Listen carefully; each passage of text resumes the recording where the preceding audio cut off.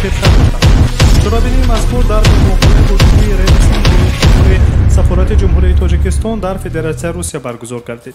هدف همایشی از سرازم تا سوخت و نمایش عکس و نگاره‌های ملی و تاریخی خلق تاجیک که تاریخ بای و رنگین هزار ساله مردم ما را در خود تجسم می‌کند، معرفی جمهوری تاجیکستان همچون کشوری از نگاه تاریخی و فرهنگ فراخ و شرایط و امکانیت‌های رشد کرده بخش سیاحی را در بر می‌گیرد.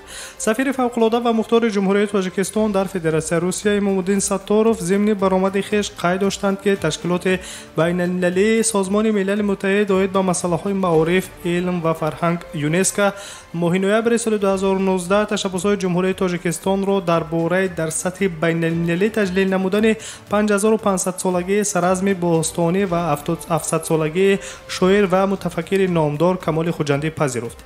در این ضمن حکومت جمهوری تاجیکستان به نقشه گرفته است که تجلیل 5500 سالگی تأسیس شهر باستانی سرازم را 12 سپتامبر سال 2020 تجلیل نماید. مورد ذکر است که حکومت جمهوری تاجیکستان با صادر یک فرمان از 21 سپتامبر سال 2001 یادگاری تاریخی و فرهنگی سرازم که در حدود شهر پنجکنت ولایت سوق جایگیر است همچون مرکز تشکل تمدن کشاورزی، هنرمندی و شهرسازی تاجیکان ممنوعگاه تاریخی و باستانشناسی سرازم اعلان داشت. سال 31 ایول سال 2010 باشد یونسکو پیشنهاد جمهوری تاجیکستان را عاید به فهرست میراث جهانی داخل نمودن سرازم قبول نموده در این خصوص قرار دخلدار به تصویب رسانیده است. همچنین تاکید گردید که امکانیت و شرایط‌های مساعد برای سیاحان خارجی در تاجیکستان هم از جهت حقوقی و هم از جهت اجتماعی و خدمت رسانی فراهم آورده شده است. از جمله دسترس نمودن روادید برای شهروندان خارجی به طور ساده کرده شده به راه مانده شده، مهلت اعتبار روادید از 45 روز تا به 60 روز رسانیده شده است.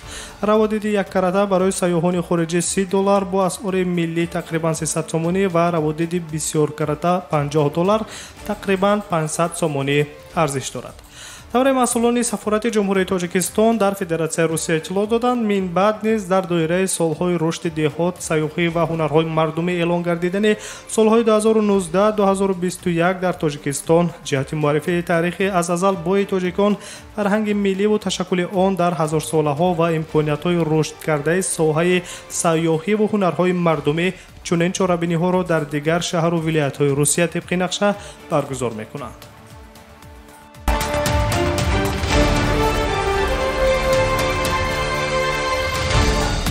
خبرهای روز را مستقیما روی موج رادیوی مهاجر میشنوید. از 1 سپتامبر سرکرده تاجیکستان نقشه دارد که معاش کارمندان دولتی نفقه و استیپندیا را بلند بردارد. حکومت جمهوری تاجیکستان در سال 2020 جدا کردن بیش از 13.9 میلیارد سومانی یا خود $413.6 میلیون از بودجه دولتی برای سقوط اجتماعی و بلند برداشتن نیک و احوالی مردم به نقشه گرفته است. این رقم نسبت به سال 2019 6.4% یا خود $233.7 میلیون سومانی بیش از $24 میلیون زیاد است. آمده است در گزارش وزارت مالیه جمهوری تاجیکستان. طبق اطلاع وزارت مالیه از 1 سپتامبر زیاد کردن مزد مهنت کارمندان دولتی نفقه و استیپندیا به نقشه گرفته شده است. برای این عملی نمودن مقصدها مبلغ‌های ضروری به بودجه سال جاری وارد کرده می‌شوند. یادآور می‌شویم که ماه دکبر سال گذشته پرزیدنت جمهوری تاجیکستان امامعلی رحمان ضمن پیام سالانه خود به مجلس عالی جمهوری تاجیکستان دستور داده بود که از 1 سپتامبر سال جاری مزد مهنت کارمندان دولتی نفقه و استیپندیا را از 10 تا 15% زیاد کنند. پیشنهاد کرده می شود که معاش کارمندان مقامات حفظی حقوق و خدمتیان حربی 10%، دیگر مؤسسه های بودجوی همچنین نفقه و استیپندیای دانشجویان و عنوانجویان 15% زیاد کرده شود. در این زمان مزد مهنت میانه در تاجیکستان 1357 سومانی یا خود $140 را تشکیل می دهد. اندازه میانه نفقه در کشور 303 سومانی گفته می شود.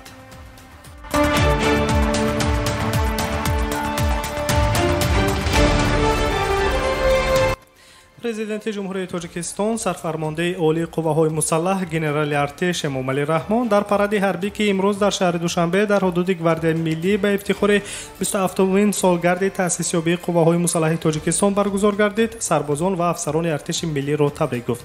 хадамоти матбуотии президенти тоҷикистон менависад ки таъсисёбии қувваҳои мусаллаҳи тоҷикистон ки истиқлолият ва соҳибихтиёрии кишвар, иродаи қавии мардуми тоҷик, ҷасорат ва матонат, ватандӯстии фарзандони содиқ ва ифтихори миллат бо ҳисси ифтихори баланди миллӣ дар саросари кишвар ҷашн гирифта мешавад. 27 сол қабл вақте ки давлати ҷавони мо дар роҳи ташкили давлати мустақил қадамҳои аввалини худро гузошт, артиши миллӣ ҳамчун яке аз рукунҳои муҳимтарини давлатдорӣ ташкил ёфт.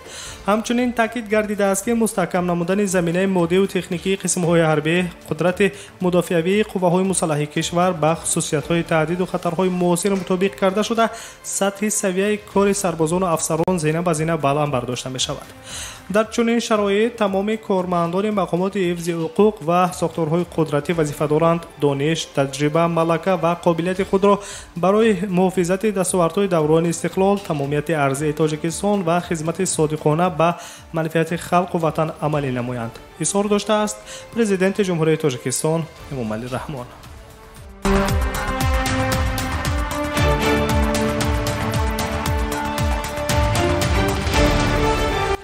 шаби 20 ба 21 феврал дар шоҳроҳи автомобилгарди душанбечаноқ садамаи нақлиётии марговар ба вуқӯъ пайваста аст ки риштаи ҷони ду нафарро гирифта чанд тани дигарро захмӣ намудааст.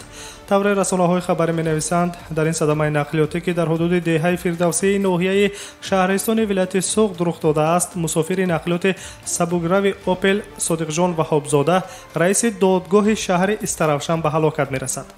шахсияти нафари дуюм дар ин садамаи нақлиётӣ ба ҳалок расида мушаххас нест.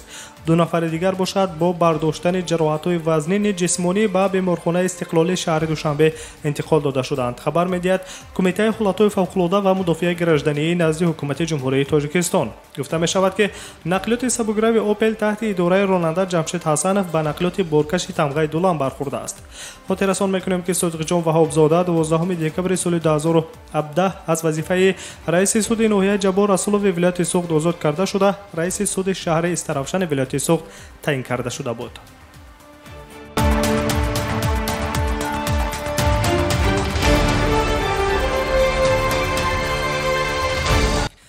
идомаи хабарҳо. сарвазири ҷумҳурияи тоҷикистон Қоҳир Расулзода бо роҳбари ширкати италиявӣ Салини Импрегило сифати корҳои сохтмониро дар нерӯгоҳи барқии оби Роғун муҳокима карданд. ҷонибҳо раванди сохтмони сарбанди обиро мавриди баррасӣ қарор дода, оид ба сатҳ ва сифати корҳои сохтмонӣ дар иншоот табодули назар карданд. инчунин масъалаи саривақтии корҳои сохтмонӣ дар агрегатҳои нерӯгоҳ низ баррасӣ гардидааст.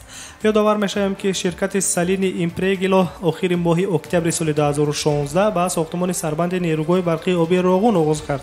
тобистони соли 2017 ҳукумати тоҷикистон бо ширкати итолиёвӣ дар бораи ба итмом расонидани сохтмони нерӯгоҳи барқии оби Роғун шартномаи корӣ ба имзо расониданд. дар нерӯгоҳ дигар ширкатҳои зерқудратӣ аз ҷумҳуриҳои Эрон, Русия, Чин ва Олмон низ кор мекунанд. агрегати якуми нерӯгоҳи барқии оби Роғун моҳи ноябри соли 2018 ба кор дароварда шуда, моҳи сентябри соли гузашта агрегати дуюми он низ ба фаъолият пардохт.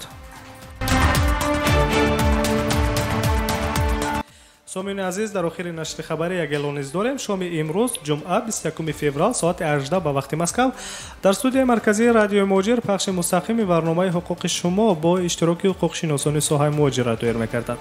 шумо метавонед саволҳои худро вобаста ба ҳолати гирифтани манзили иқоматӣ буду бош дар қаламрави Федератсияи Русия ба расмият дарории ҳуҷҷатҳо, тибқи талаботи қонунгузории меҳнат ва кор даромадан ва аз кор хориҷ гаштан, гирифтани музди меҳнат аз корфармо ва ё кордиҳанда, ҳимояи худ дар мақомоти суддӣ, муносибат бо пулис ҳангоми вохӯрдан ва ё муроҷиат ва гузаштани хати сарҳади давлатӣ ба радиои Муҳоҷир тариқи смс-паёмак дар шабакаҳои иҷтимоӣ Facebook, Instagram, Имо, ВКонтакте ва ё дар WhatsApp бо шумораи 8965 151 0410 8967 111 56 46 суоли худро бифиристед ва ё дар ҷараёни барнома ки бо пахши мустақим доир мегардад занг зада ба суолҳои худ ҷавобҳои мушаххас гиред.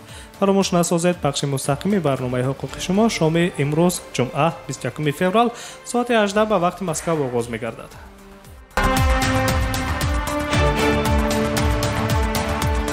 سامعین عزیز، نشر این ساعته برنامه اطلاعاتی خبر رو مستقیما روی موج رادیو مهاجر شنیدید. برنامه‌های دیگری ما ادامه دارند. ما رو همراهی کنید. در ساعت‌های بعدی شما رو با خبرهای تازه آشنا خواهیم ساخت. سلامت باشید.